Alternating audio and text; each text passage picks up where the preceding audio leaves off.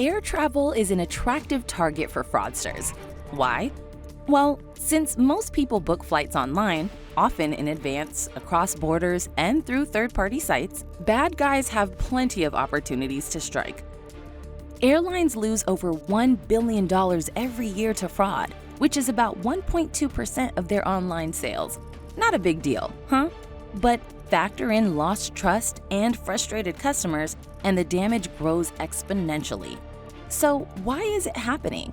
And more importantly, how can you protect your business and your clients?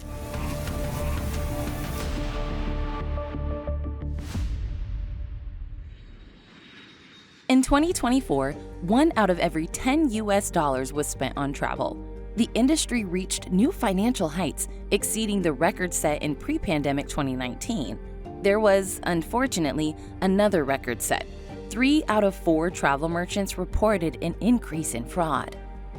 Fraudsters never miss the chance to profit from industry growth, and air travel seems to be their sweet spot. Flight products account for 46% of fraudulent online transactions, making it the e-commerce sector most affected by scammers. There are several reasons why flights are a magnet for fraud.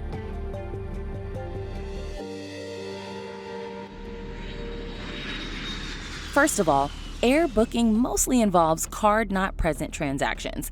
According to the IATA's Global Passenger Survey, 72% of travelers purchase their flights online, meaning a merchant can't physically verify their identity.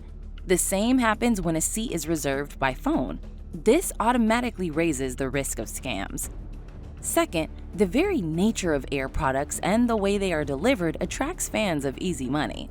Me as a single mother with 2 kids, I tend to buy almost a year in advance sometimes, so that gives plenty of time for a lot of things to happen. And second is also the high value tickets. It's a little bit like if you're going to trick the system or be a fraudster, you might as well do it for 6,000 euros per transaction instead of 60, right? So I guess those are the main ones.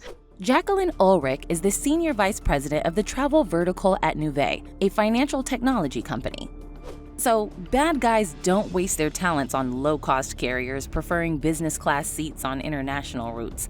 A typical fraud transaction in aviation reaches over $1,900, which is 3 times the average price of a legitimate flight purchase. Besides, flights are relatively easy to sell in large volumes, making them even more lucrative targets for theft. No wonder air tickets top the list of the most common fake products sold during holidays. Another factor contributing to the scope of fraud is the number of middlemen involved in the end-to-end flight payment process. Effectively, you might have 3-4 different companies that the transaction is passing through before it comes to the airline, meaning there's a lot of points where a transaction can get compromised and fraud can happen, right? So for that reason, there is a higher chance that these transactions are compromised compared to other traditional payments. Mark Anthony Spiteri is the Senior Vice President at Neum, a real-time global payments platform serving OTAs, hotels, and airlines. While it's impossible to eradicate fraud, airlines and travel agencies can at least minimize risks and possible damages. Since the first step to combating scams is awareness, let's figure out what types of fraud are on the rise. Online payment fraud boils down to 2 main activities: stealing personal data, such as credit card numbers, phone numbers, emails, or other info, and then making purchases using these details. For example, with stolen logins and passwords, bad actors may get control over private accounts to buy travel on behalf of legitimate users, or they can mix real data with fake details to create synthetic identities. Commonly, a hybrid persona would combine a false name, a fictitious date of birth, and a random address. Scammers don't immediately involve the fake identity in malicious activities. Instead, they invest money and time to build a credible profile and then make unauthorized purchases. Travel criminals act at scale and with incredible inventiveness. Besides, AI is increasingly becoming their partner in crime. I always say that technology first is the fraudsters or the malicious people, right, that use the technology, and then the world sort of catches up, especially when it comes to account takeover or phishing attempts, right? They're becoming highly sophisticated, where effectively they're faking all the information. And again, today, right, every person has a lot of presence online, right? Be it social media, LinkedIn. So it's very easy to create the profile of that person. The same can be said about the entire company. Fraudsters may pose as an online travel agency that looks exactly like a legitimate one. Let's see how this scenario could unfold. Ever seen an insanely cheap flight deal that seems too good to be true? Well, it probably is. Here's how it works. Step 1. Setting up a fake travel agency. This fake website has accreditation badges and persuasive testimonials from happy travelers. Its customer service readily answers your questions, and most importantly, it provides attractive discounts. Step 2. A cost-sensitive customer. Let's call him Adam. Willingly enters his personal and financial information to fly to Paris in premium economy, saving some 30 euros. Now, the scammers have card information, but they aren't going to misuse it, not yet. At step 3, scammers charge Adam 200 euros, which is less than the actual ticket value, and pay an airline the full price, 230 euros, from their own pocket. Fraudsters resell at a loss just to gain trust and ensure they've got valid payment data. Adam flies enjoying what he thinks to be a bargain. The actual scheme kicks in at step 4. The fake agency starts offering premium, long-haul flights at shockingly low rates. Think of a business class from London to Bangkok for just 1,900 euros. The next excited traveler, who we'll call Jack, jumps on the deal. Scammers collect his money, but this time pay airlines the real price, which is twice as much, using Adam's credit card information. So the passenger actually has a real ticket with a real name, goes to the airport, typically with not too many days delay, and takes the flight. By the time the original card holder, hold on a minute, I bought a 200 euro ticket to, Paris. What is this other 3,800 ticket to Bangkok? So you obviously initiate a chargeback. And then the airline basically checks, oh, hold on a minute, but actually there was a real passenger, he flew. So basically they will actually lose the chargeback and that money. That's it. Adam has his funds back since he didn't authorize the transaction. Jack gets to Bangkok at half price. The fake website is long gone with all the money collected from Jack, and the airline suffers losses since there was a real traveler with a valid ticket and the name on it matching the passport. One thing carriers typically don't check is the connection between a passenger and a credit card used for payment. And guess what? Scammers know this, and they exploit it every chance they get. Fraudsters do not necessarily gather credit card details themselves, they can buy data on the dark web. You don't need to go far to understand the scale of disaster. Simply open Reddit and you'll find tons of posts from owners of stolen cards sharing their dreadful experiences.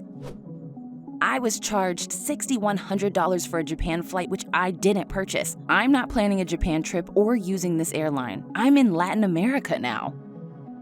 I recently saw a $700 charge on my credit card for a flight with a Canadian airline. I'm not even in Canada, nor have I ever heard of this airline. Last night, I got an email notification saying there was a transaction in Mexico with the national carrier. My credit card was never stolen, and I was nowhere near Mexico at the time of transaction. Obviously, we have the eternal problem of stolen credit cards.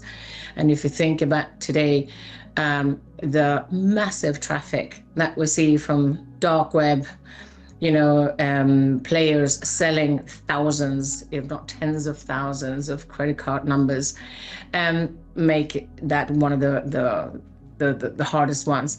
Combine that with all of the phishing techniques. And I think in the last year, I'm sure you will have seen as well, that they are becoming very good. Before it was basically a PDF image, copy-pasted, very easily identifiable. Today, it's really becoming very difficult. Tickets are the primary, but not the only target of air fraudsters. Another popular goal is loyalty rewards.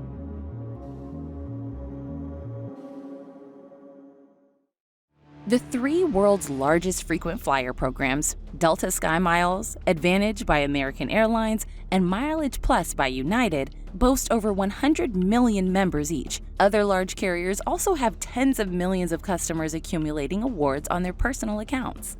In as far as these programs are becoming bigger and bigger, the monetary value of those are by now substantial.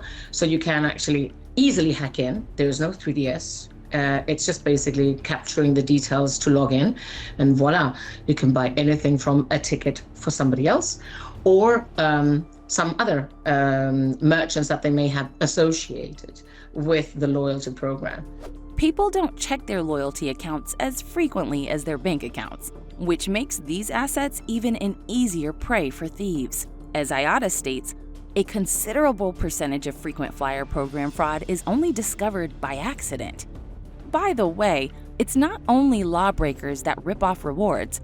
Sometimes, program members themselves try to game the system. For example, they attach the member's ID to a purchase they don't make, share membership with an unauthorized user, or abuse rules in some other way. This minor swindle is known as friendly fraud. Friendly fraud happens when a legitimate customer tries to deceive a merchant and get services without paying for them. Though it comes in different forms, in the majority of cases, we are talking about chargeback fraud, when passengers demand a refund for a non-refundable ticket or even for a flight they actually took.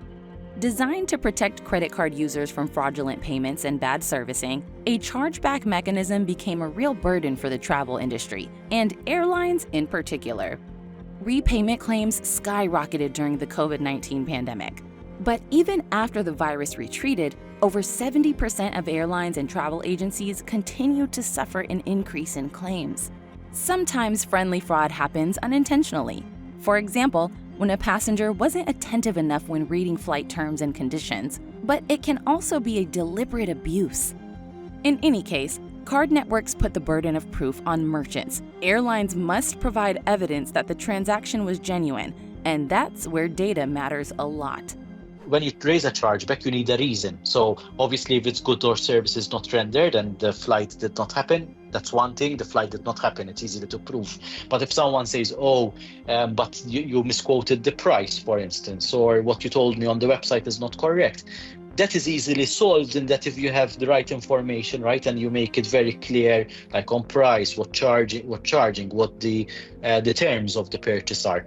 So again, it's all about information, how much information you have and how much information you can push back. Another critical factor is timing. If an airline doesn't respond in time, it loses money, whether a chargeback is real or fake. One of the main concerns here is that the airlines need to have easy access to all of their back office systems.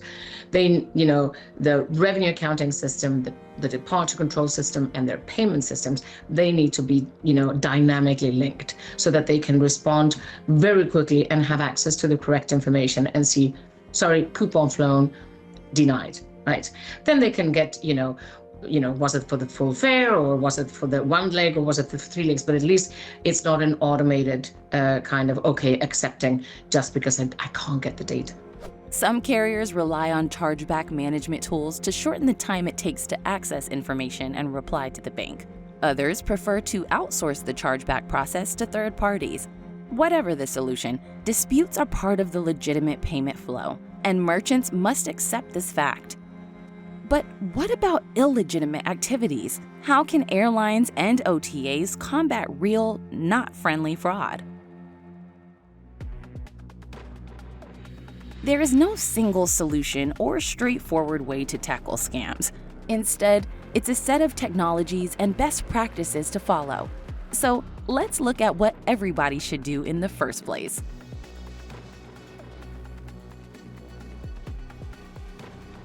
The first and basic line of defense against fraud is a 3D secure protocol that requires a 2-step authentication for card-not-present transactions. It's mandatory for online merchants, including carriers in the European Union and United Kingdom, but not necessarily implemented in other regions. I just learned recently of an airline that suffered precisely what we were saying, and a mixture between fake OTAs and going on their website with stolen credit cards. And this particular airline did not have 3DS activated outside of EU. So over the course of, like, I think it was a long weekend, that airline had a 500,000 in fraud. They fly to Latin America. There were stolen cards in Latin America, and there you go. So if you're going to sell a substantial number of flights, 3D Secure Protection must be set up, no matter where you do business or whether it's enforced by local law. This step creates an extra layer of security, but it's not enough.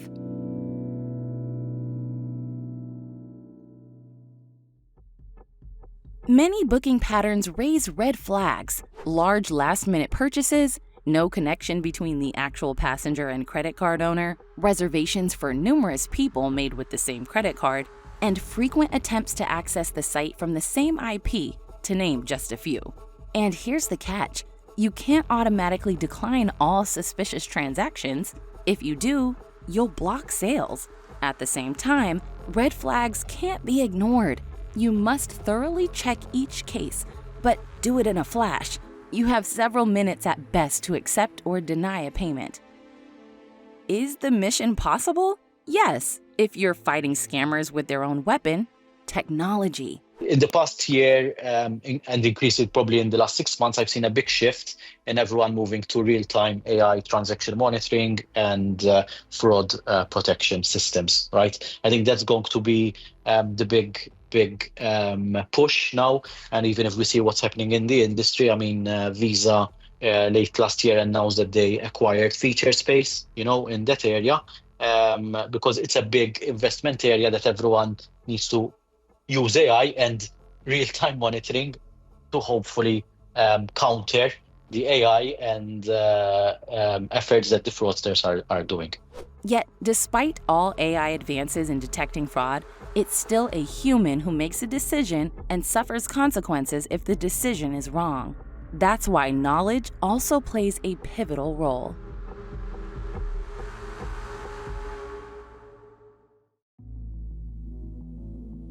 Keep on educating and training not only your employees, but also yourself, your sub-agents, and partners who have access to your systems.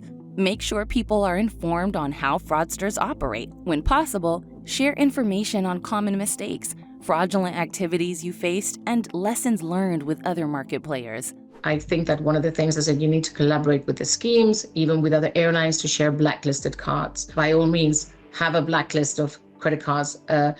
Collaborate with the industry in sharing and receiving that data, but you need to be doing that always, on a current, consistent and constant level so that those are updated.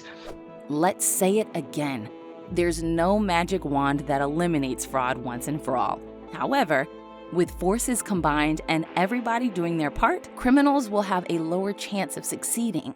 I think the message has to be that these companies, be it airline, be it OTA, or the payment providers like Newham, right, in the middle, everyone has to do their part and basically make sure that they have the right tools in place to stop fraud across the chain and ecosystem, right? It can't be just the scheme, it can't be just the merchant. Everyone has to be part of that solution. You've just learned what can go wrong with airline transactions. To better understand how flight payments usually work, check out our episode on IATA BSP and ARC. Stay informed, stay updated, and stay ahead. We're here to help you navigate the world of travel payments.